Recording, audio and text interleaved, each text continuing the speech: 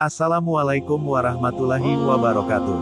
Sahabat beriman yang dirahmati Allah, hari ini kita akan menyelami sebuah kisah unik dan mengejutkan, dari seorang jemaah haji asal Indonesia. Bayangkan, di saat ia menjalankan ibadah hajinya, tiba-tiba kepala pria ini berubah menjadi kepala anjing. Bagaimana mungkin hal ini bisa terjadi, pada seseorang yang sedang menunaikan ibadah di Tanah Suci? Tonton video ini sampai habis agar tidak sesat.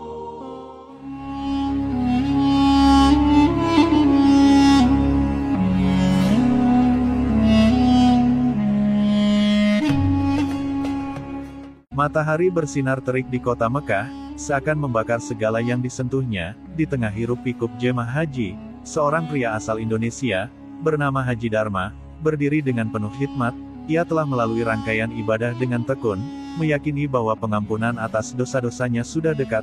Namun, suatu kejadian aneh mulai menghantui pikirannya. Setiap kali orang lain menatapnya, mereka ketakutan, terkadang bahkan menghindar. Dengan wajah penuh kengerian, Dharma tidak mengerti apa yang terjadi. Ia merasa sehat-sehat saja, tak ada yang berubah pada tubuhnya. Hingga suatu hari, saat ia bercermin di kamar hotel, ia tertegun, wajahnya masih sama tanpa ada yang aneh. Tapi kenapa mereka semua takut padaku, pikir Dharma, kebingungan. Esok harinya, saat mengikuti rangkaian ibadah di Masjidil Haram, ketakutan di mata orang lain semakin menjadi-jadi. Dharma tidak bisa menahan diri untuk bertanya, kepada seorang jemaah yang tampak sangat ketakutan saat melihatnya, "Apa yang terjadi? Kenapa kau takut padaku?" tanya Dharma. Dengan suara bergetar, jemaah itu tergagap, "Kepala Anda seperti kepala anjing." Ia terpaku, seolah tak percaya dengan apa yang didengarnya. Dengan segera, ia kembali ke hotel dan kembali bercermin, wajahnya tetap sama, namun perkataan jemaah tadi menggema di kepalanya.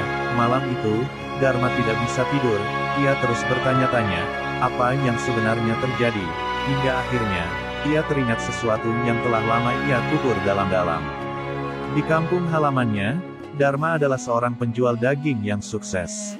Namun, kesuksesannya bukan tanpa noda. Ada satu peristiwa yang selalu menghantui hatinya, namun ia berusaha melupakannya. Dulu di pasar kampung, ada dua penjual daging yang bersaing ketat. Dharma dan Budi. Budi adalah seorang penjual daging yang jujur dan rajin, banyak pelanggan yang mempercayainya.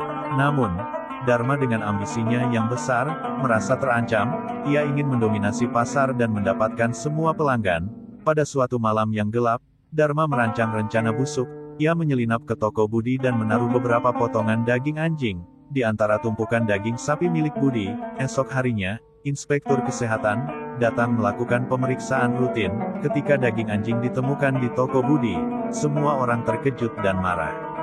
Budi tidak bisa membuktikan bahwa ia tidak bersalah, dan akhirnya tokonya ditutup. Tidak hanya itu, Budi juga harus menghadapi hukuman penjara karena dianggap menjual daging tidak layak konsumsi. Dharma pun berhasil merebut pelanggan Budi dan menjadi penjual daging terbesar di kampung. Kembali ke Mekah, Dharma merasa gemetar. Mungkinkah semua ini adalah azab atas perbuatannya dulu? Ia berusaha mengingkari, namun hati nuraninya tidak bisa dibohongi. Malam itu ia menangis sejadi-jadinya, memohon ampunan kepada Allah. "Ya Allah, ampunilah aku. Aku menyesal atas perbuatanku," bisiknya dalam doa. Namun, rasa bersalah itu tidak cukup hanya dengan doa. Dharma tahu, ia harus bertindak. Setelah selesai melakukan rangkaian ibadah haji, ia pulang ke Indonesia dengan hati yang berat. Perjalanan ini bukan hanya perjalanan fisik, tapi juga perjalanan spiritual yang menuntut penebusan. Setibanya di kampung halaman, Dharma langsung menuju rumah Budi. Rumah itu tampak kusam, jauh dari kesan bahagia. Budi yang kini telah keluar dari penjara, tampak lesu dan tak bersemangat. Ketika dia mengetuk pintu dan Budi membukanya, terlihat wajah yang penuh keheranan. Dia tanya Budi, suaranya serak, "Aku datang untuk meminta maaf," kata Dharma dengan suara gemetar. "Aku yang telah menjebakmu dengan daging anjing. Itu semua ini salahku. Aku sangat menyesal." Budi terdiam, mencoba mencerna kata-kata itu. Kemarahan dan kesedihan terpancar dari wajahnya. Namun dia tidak berhenti di sana. Ia mengeluarkan sejumlah uang dari tasnya. "Ini setengah dari seluruh hartaku.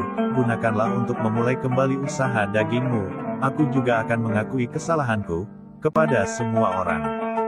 Budi tertegun, tidak percaya, dengan apa yang didengarnya. Perlahan, ia mulai memahami kesungguhan Dharma.